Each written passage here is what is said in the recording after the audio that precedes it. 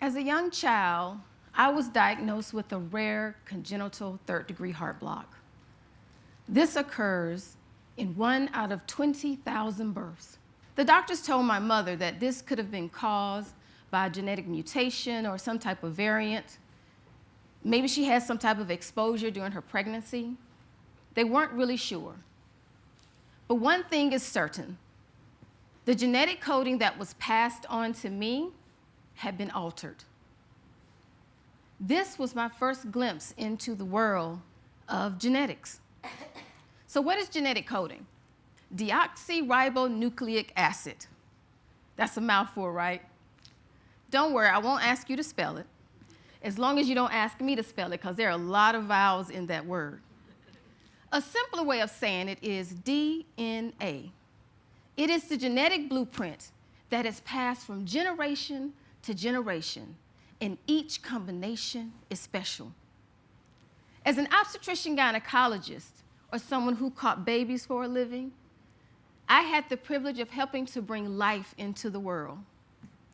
Now, I no longer do deliveries because as I got older, or should I say matured, those 3 a.m. stork drops became a bit much for me. Even though that part of my career is behind me, I still have so many wonderful memories. Each baby unique, each born with a genetic blueprint of the person they will be.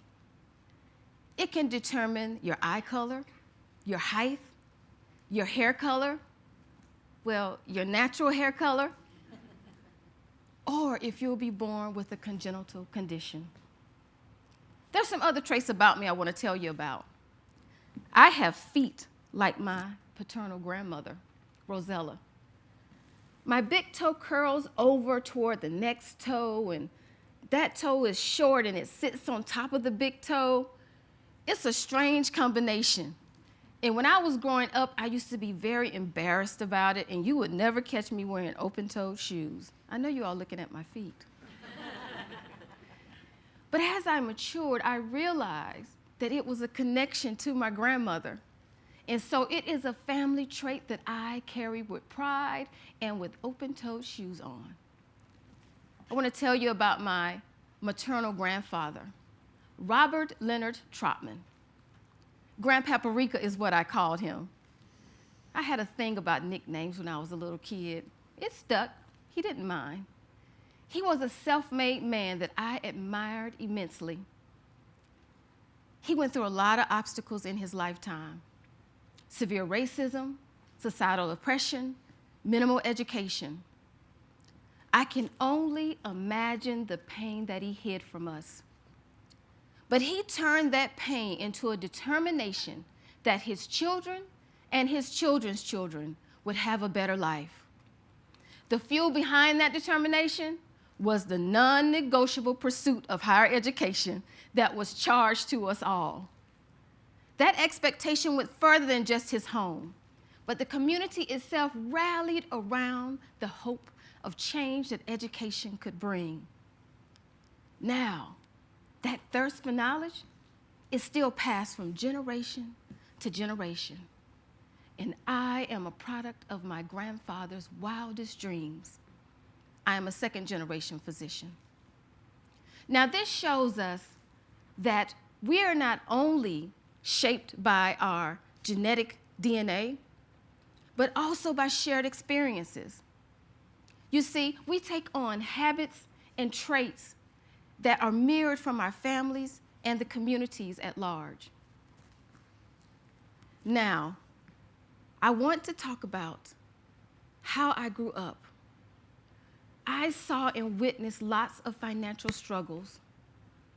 The community stayed into this vicious cycle of borrowing. But my grandfather taught me through his actions and his lessons how to save and be very frugal. Notice the tight grips of my hands. My mother would say we could squeeze buffaloes off of nickels. Now, I understood about saving and squeezing off buffaloes, but I would later realize that I didn't have the fundamentals that I needed to understand financial literacy. This is where our financial DNA comes into play. Our financial DNA is the set of beliefs, habits, and attitudes that we have about money. They are shaped by the generations that came before us, by societal narratives, and by our personal experiences. All of these shape our financial behaviors. But here's the good news. Like our genetic DNA, it is not set in stone. We have the power to not just edit it, but to change it entirely. Now, I pursued a career in medicine, but for a time I was trapped with an overwhelming amount of debt, close to $400,000.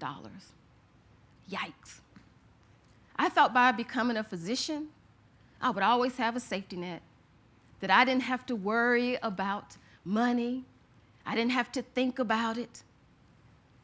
You know, my family, despite its struggles, always taught us that education was the path out of generational curses. But I would soon learn that it wasn't enough. It helped, it opened doors, but there was more that needed to happen.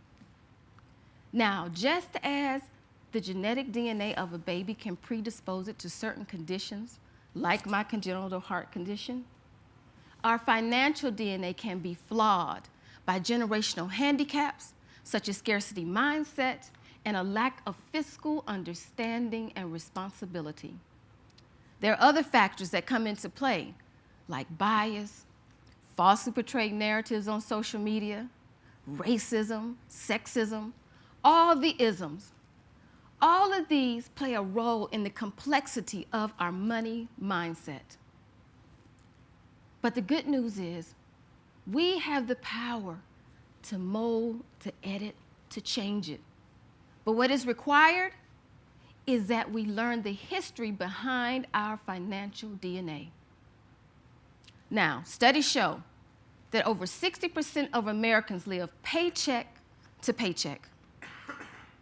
50% of Americans who earn more than $100,000 a year, 6 figures, live paycheck to paycheck. 4 out of 10 American households state that they have a hard time meeting the basic fundamental needs of their families. The land of the free, we spend freely. We collectively have over $1 trillion of credit card debt. Now, I know we can't change where we come from, our personal and family histories, but we can decide where we're going. I want to challenge you to 4 calls to action. Acknowledge, educate, build, and testify. First, acknowledge your past. Acknowledge your history with money. Acknowledge what you saw in your families. You know, those payday loans that they would get and get charged 23% on that money? You'll never get out of that cycle. And we're not looking back with guilt or shame, but we're looking to glean what we can learn from it. Also acknowledge you didn't get here overnight, and you won't get out of this overnight. As my mother would always say, if you keep chopping at a tree, it's bound to fall. Give yourself time and grace. Next, educate. I don't know about you, but I wasn't born understanding the fundamentals of finance, investing, compound interest, debt management, the snowball method, the avalanche method. No. But when I started on my debt freedom journey, I purchased Susie Orman's financial guidebook. In that book, it taught me about some of the basic skills with investing and some of the methods to help me to pay off my debt quicker. So it was important for me to have that information, and also it helped me to realize what professionals I needed to help me on my journey. This flows right into number 3. Build your dream team. Whether it's a financial advisor, a mentor, a confidant, an accountant, heck, Throw them all in the pot. I have them all in mine. Decide who can help you on your journey, and they will help you to see that even though short-term setbacks may happen, we have to keep our eyes on the larger picture. Now, I'm going to give you a bit of advice. Remember that you are the coach. They are the players. So, just in case you get a player who's missing all his free throws like Shaq, or someone whose defense is a little bit off, someone whose values don't align with your sound financial journey, put them on the bench. Trust me, I've done it, and it's okay. Find the people who can help you on your financial journey. Last but not least, testify. Now, for those who may not know what testify means, share your stories. Studies show that 46% of people don't share their finances with their spouses.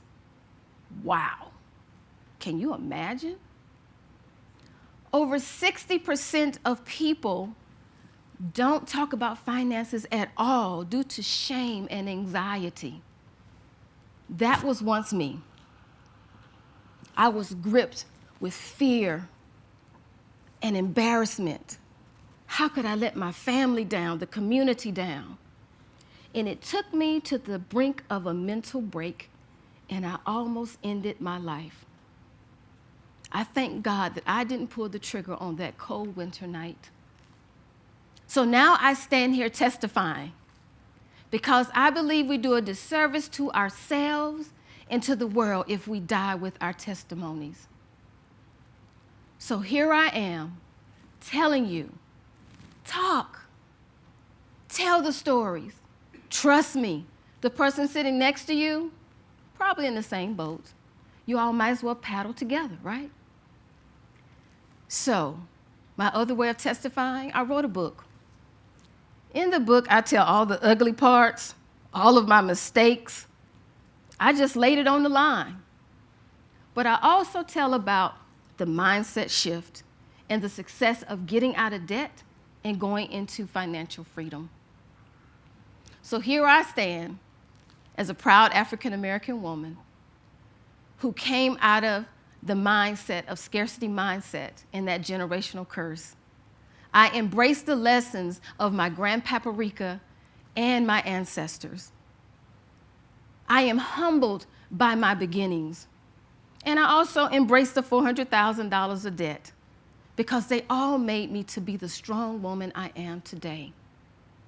So remember, your present financial DNA doesn't have to determine your destiny. You cannot just mold, edit, but you can change it entirely, putting you on a path of financial security and abundance. With the right mindset and tools, you can change not only your future, but that of the generations to come. So I empower you. The path to financial freedom starts today. Be your ancestors' wildest dreams.